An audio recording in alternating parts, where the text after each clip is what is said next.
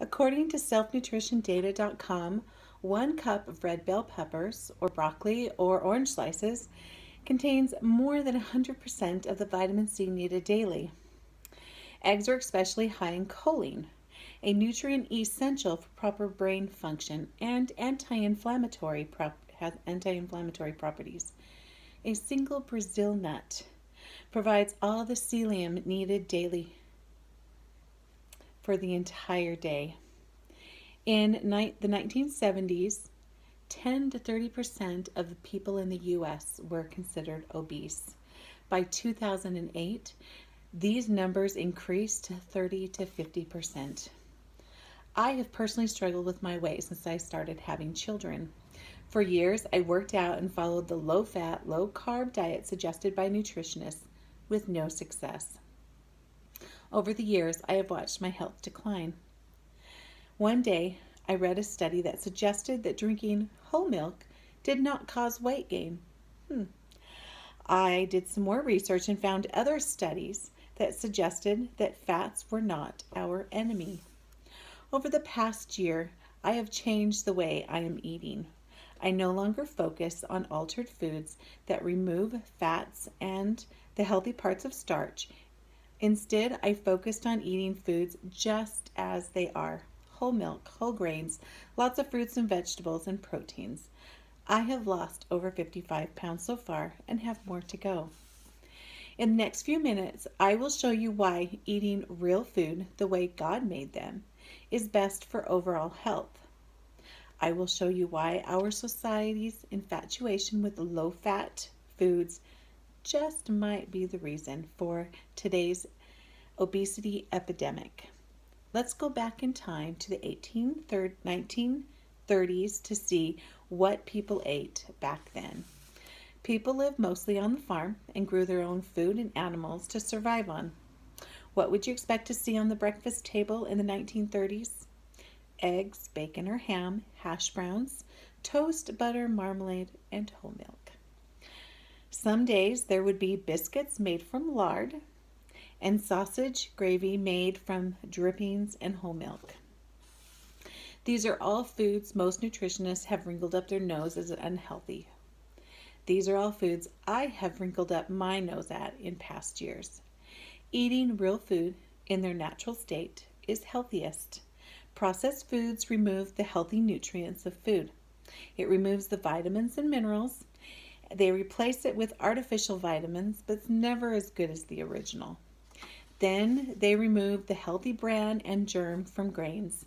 These act as fiber in our diets, and without them, it adversely affects our digestive health and then our overall health. I remember being told in school that potatoes and rice were best eaten moderately, sometimes never, especially potatoes. Did you know that in recent research is now telling us that these, along with nuts and legumes, are known as resistant starch? That means they're resistant to digestion. According to healthline.com, resistant starch passes through the intestines as fiber and feeds the healthy bacteria. And then the healthy bacteria changes it into short-chain fatty acids. And that feeds the lining of our intestines. It's creating a healthy environment. Eating whole foods is good for our skin. Avocados and dark chocolate protect our skin from sun damage. On this search for the perfect diet, they are removing healthy fats from our diet, such as fats from meat and dairy. And if we are going to eat eggs, you better not eat the yolks. I was told that for years. Told that eggs were unhealthy. Eggs are very healthy.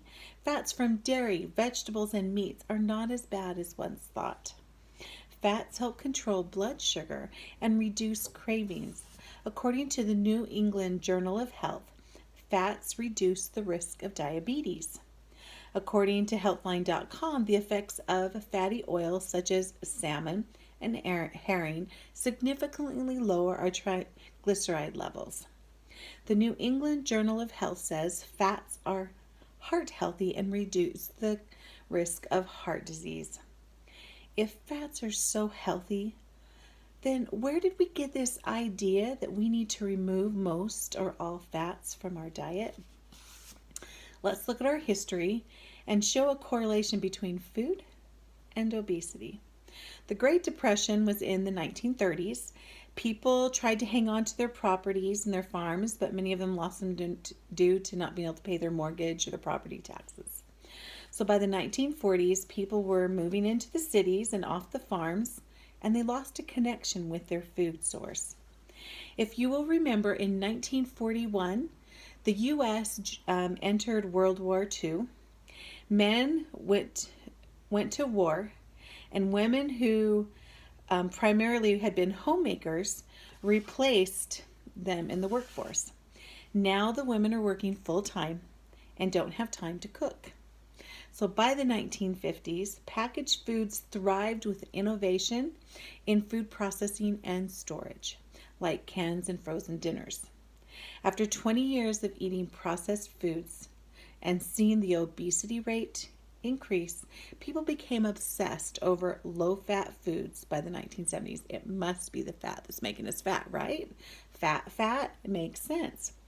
These foods were packed with sugar, causing snacking all day long because they were not satisfied.